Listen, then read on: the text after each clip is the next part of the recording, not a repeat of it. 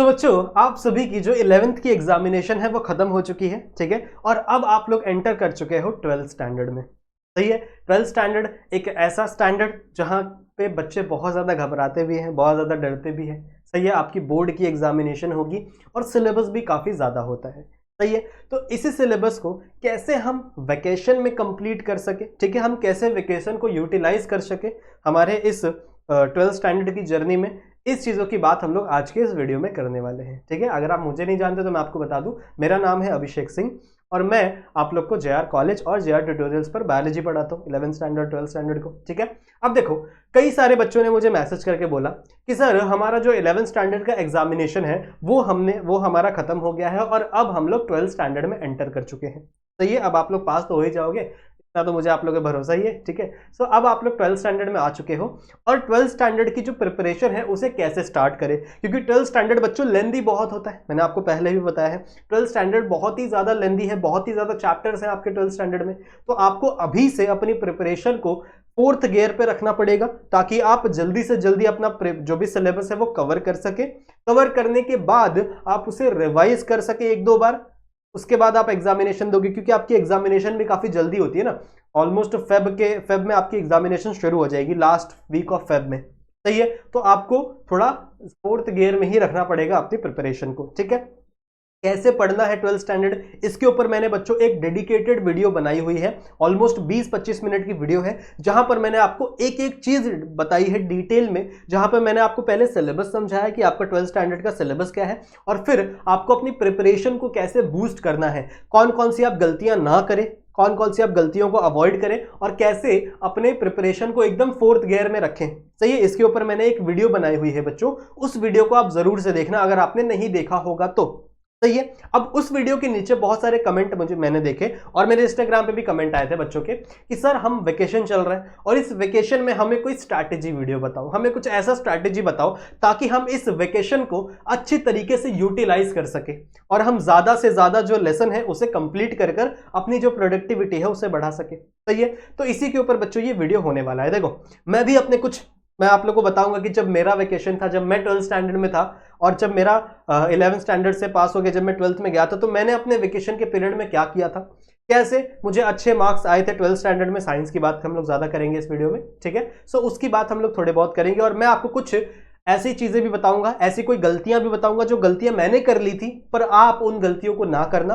सही है। आप उन गलतियों को अवॉइड करना जिसकी वजह से आपका जो मार्क्स है, जो प्रिपरेशन है वो बेटर होगा। ठीक है। अब देखो, सबसे पहली बात, बच्चे ये सोचते हैं कि अब यार हम 12th स्टैंडर्ड में आ गए हैं तो हमें एकदम खेलना कूदना बिल्कुल बंद करना पड़ेगा। ठीक है। खेलना वेलना सब बंद कर दो, अब सिर्फ और सिर्फ 12-12 16-16 घंटा हमको पढ़ाई करनी पड़ेगी। तो ऐसा नहीं है।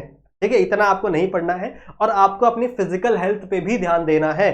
आपको बाहर घूमना है, खेलना है, समझ रहे हो, पर ज्यादा नहीं खेलना है। जैसे मैं आपको बताऊं, मैं अपना टाइम बताऊं तो जब मैं हमारी जब गर्मियों की छुट्टियां लगी थी, अब गर्मियां बहुत ज्यादा होती है तो दोपहर में तो कोई खेलेगा नहीं। सही है। और अभी तो गर्मियां कुछ ज्यादा ही हो गई है बच्चों। अभी आज का अगर मैं टेम्परेचर बताऊं, जब मैं ये वीडियो रिकॉर्ड कर रहा हूं, ठीक है, आज ऑलमोस्ट 17 तारीख है, तो आज बच्चों 42 या 43 डिग्री टेम्परेचर रिकॉर्ड है बाहर का। समझ रहे हो, इतना ज्यादा टेम्परेचर हो गया, गर्म गर्म हवाएं चल रही है। सही, जिसे हम लोग कहते हैं ना, लू चल रही है, लू। तो इस कंडीशन में आप बाहर तो बिल्कुल भी निकलना मत। सही है। अगर आप महाराष्ट्र में हो तो बहुत ज्यादा गर्मी है, तो बाहर तो बिल्कुल भी निकलना मत बच्चों, वरना आपकी तबीयत खराब हो सकती है।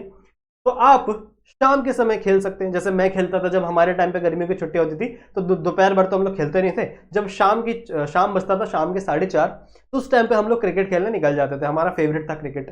सही है। तो हम लोग ऑलमोस्ट 4-5 दोस्त थे, थोड़े ज्यादा ही थे।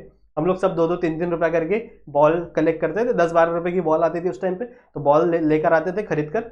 एक बंदा था जिसके पास बैट थी, ठीक है, और उसी की बैटिंग फर्स्ट आती थी हमेशा, क्योंकि भैया उसके पास बैट है। सही है। और उस बंदे का मैं दोस्त था तो मेरी बैटिंग सेकंड आती थी। समझ रहे हो। तो क्रिकेट भी हम लोग खेलते थे और कब तक खेलते थे, जब तक अंधेरा ना हो जाए, क्योंकि गर्मियों के समय अंधेरा थोड़ा लेट होता है। तो हम लोग ऑलमोस्ट 2-2.5 घंटा क्रिकेट खेलते थे उस टाइम पे भी। तो आपको भी अपनी फिजिकल हेल्थ का ध्यान रखना है, पर ऐसा नहीं है कि सर बोल रहे फिजिकल हेल्थ का ध्यान रखना है तो दिन भर खेलते ही रह जाओ, ऐसा नहीं है। आपको सिर्फ 2 से 2.5 घंटा ही मतलब खेलना है। ठीक है। फोन वोन का एडिक्शन नहीं, वो पबजी वेबजी मत खेलना, फोन का एडिक्शन बहुत खराब होता है बच्चों। आपको फिजिकल एक्सरसाइज करनी है, आपको फिजिकली खेलना है वहां पर जाकर। सही है। तो ये आप कर सकते हो। फिर प्रिपरेशन कब किया जाए, देखो प्रिपरेशन का सबसे अच्छा तरीका है, सबसे अच्छा जो समय है वो है बच्चों सुबह 10 बजे से लेके शाम को 4 बजे तक। ये जो दोपहर का पीरियड है जहां पर आप बाहर नहीं जा सकते, जहां पर आप अपने घर में बैठे और आप लोग बोर हो रहे हो कि यार इतनी गर्मी है, घर के अंदर बैठ के क्या करें, पढ़ाई करो। ठीक है, इस टाइम पे आपको पढ़ाई करनी है, अपनी प्रिपरेशन करनी। सही है, कैसे करोगे प्रिपरेशन को, कैसे किया जाए? तो प्रिपरेशन करने के जो मेन स्टेप्स हैं, कौन कौन से स्टेप्स आपको फॉलो करने हैं, वो मैंने उस वीडियो में बताया हुआ है, आपको देखना है वो वीडियो। ठीक है, वहां पे आप लोगों को समझना है। तो 10 बजे से लेके ऑलमोस्ट आपको 4 बजे तक आपको पढ़ना है। ठीक है, अब ऐसा नहीं है कि 10 से 4 आपको पढ़ना ही है। ठीक है, समझ लो कितना घंटा हो गया, 11 12 1 2 3 4 6 घंटा। 6 घंटा नहीं पढ़ना आपको, 3 से 4 घंटा आपको पढ़ना है इस टाइम के बीच में। सही है, और आप ब्रेक लो, खाना खाओ आराम से। अब आपका एम क्या रहेगा, स्ट्रैटेजी क्या रहेगी बच्चों आपकी, कि आपको ऑलमोस्ट, ध्यान से सुनना है, आपको ऑलमोस्ट ये जो वेकेशन है इसमें आपका जो सिलेबस है ना वो 30 to 40% आपको कवर करना है। समझ रहे हो, 30 to 40% आपको अपना सिलेबस खत्म करना है। जैसे मान लो अगर बायोलॉजी में 15 लेसन है, ठीक है, 15 लेसन है आपके बायोलॉजी में, तो इस 15 लेसन में से कम 4 लेसन या 5 लेसन आपको पढ़ना ही है। इतने लेसन आपको अभी प्रिपेयर करना है इन 1 महीने के अंदर, ये जो 1 महीने का आपका टाइम है, और 1 महीने में आसानी से हो जाएगा। सही है, इसी तरीके से आप केमिस्ट्री भी पढ़ सकते हैं 2-3 लेसन, फिजिक्स भी 3-4 लेसन पढ़ सकते हैं। ठीक है, मैथ्स भी कर सकते हैं। तो ये सारी चीजें आपको पढ़नी है दिन बाय दिन। समझ रहे हो, ऑलमोस्ट 4 लेसन तो आपको करना ही पड़ेगा। अब इसके फायदा क्या है, देखो बायोलॉजी छोड़ो, 12th स्टैंडर्ड जो है इसमें आपको समय बहुत कम मिलता है। ठीक है, इसमें आपको जो समय है बच्चों वो बहुत ही ज्यादा कम मिलता है, क्योंकि आपकी एग्जामिनेशन भी जल्दी हो जाती है फरवरी में, और 11 जनवरी से आपके प्रीलिम्स शुरू हो जाएंगे, प्रीलिम्स की एग्जामिनेशन शुरू हो जाएगी। तो उस टाइम पे आपका प्रीलिम्स होगा, प्रैक्टिकल होगा, इंटरनल होगा, वाइवा होगा, तो उसमें आपको पढ़ने को बिल्कुल समय नहीं मिलेगा। अगर आप सोच रहे हो चलो लास्ट में जनवरी में पढ़ेंगे, तो ऐसा बिल्कुल भी नहीं होने वाला। लास्ट के समय में कुछ पढ़ाई नहीं होती। तो अगर अभी से आप प्रिपरेशन करोगे, अगर अच्छे से पढ़ोगे, तो आपके आगे चल के अच्छे मार्क्स आएंगे। सही है, और इसका फायदा ये भी है कि जब आपके स्कूल कॉलेज खुलेंगे, सही है, और जब आपने कुछ चीजें पहले से पढ़ी हुई हैं, तो अगर आपका टीचर पढ़ा रहा होगा तो आपको पता होगा कि यार ये क्या है। आप टीचर को भी करेक्ट कर सकते हो। ठीक है, टीचर कुछ पूछेगी तो उसका आंसर दे सकते हो, जिससे टीचर भी सोचे कि हाँ भाई ये तो बच्चा पढ़ता है, ये तो अच्छा बच्चा है। समझ रहे हो, तो आपकी इमेज भी थोड़ी अच्छी हो जाएगी। इमेज अच्छी हो सकती है, पर हमें इमेज पे ज्यादा ध्यान नहीं देना है, हमें अपनी पढ़ाई पे ज्यादा ध्यान देना है। समझ रहे हो, ठीक है। तो इस जो आपका वेकेशन चल रहा है इसके अंदर आप ट्राई करना कि ऑलमोस्ट 4 से 5 लेसन आप कवर कर सको। आपको ऑलमोस्ट 30 to 40% अपना सिलेबस है उसे कवर करना ही पड़ेगा बच्चों, क्योंकि आगे चल के आपको समय नहीं मिलेगा। आपके प्रैक्टिकल्स भी होते हैं कभी कभी, सही है, फिजिक्स में भी प्रैक्टिकल्स होते हैं। फिजिक्स में आपको लेके जाएंगे, व्हीटस्टोन ब्रिज का रहेगा, ऐसे बहुत सारे प्रैक्टिकल होंगे। बायोलॉजी में प्रैक्टिकल होंगे, सही है, आपका जो सेपल होता है, पेटल होता है, उसे काट के दिखाना पड़ेगा। तो बहुत सारे हमारे समय बहुत प्रैक्टिकल होते थे। केमिस्ट्री में होते आपका टाइट्रेशन होगा, अलग अलग प्रोसीजर होते हैं, तो वो सब भी आपका समय लेंगे। समझ रहे हो, तो वो टाइम आपको, उस टाइम पे आपको अपने प्रैक्टिकल पे भी ध्यान देना है, और अभी आपको अपनी प्रिपरेशन को स्टार्ट। समझ में आई बात, ठीक है। सो आई होप बच्चों इस वीडियो से आपको समझ में आया होगा कि कैसे कैसे आपको अपनी स्ट्रैटेजी बनानी है, कैसे कैसे आपको पढ़ना है, और किन किस समय पर पढ़ना है। सुबह का टाइम, रात के टाइम पे आप कोई इंटरेस्टिंग बुक पढ़ सकते हो अगर आपको चाहिए तो। जैसे मैं मेरे टाइम पे पढ़ता था सेपियन पढ़ता था, ठीक है।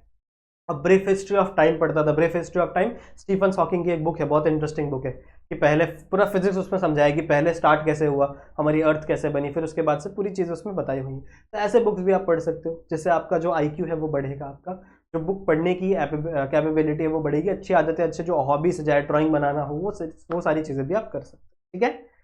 सही है, तो बच्चों इस वेकेशन को वेस्ट ना करें, इस वेकेशन का पूरा इस्तेमाल करें, सही है, जिस तरीके से मैंने आपको बताया है। और पढ़ना कैसे है उसके ऊपर एक स्पेसिफिक वीडियो बनाई हुई है हमारे इसी चैनल पर, JR कॉलेज पे जाकर देख लेना। अपने दोस्तों तक भी इस वीडियो को फैला देना, ठीक है। मैं मिलता हूं बच्चों आप लोगों से किसी लेक्चर वीडियो में। तब तक अपना ध्यान रखो, अपनी हेल्थ का ध्यान रखो, पानी पीते रहो, हाइड्रेटेड रहो, ठीक है। मैं मिलता हूं आप लोगों से, तब तक के लिए कीप स्टडिंग।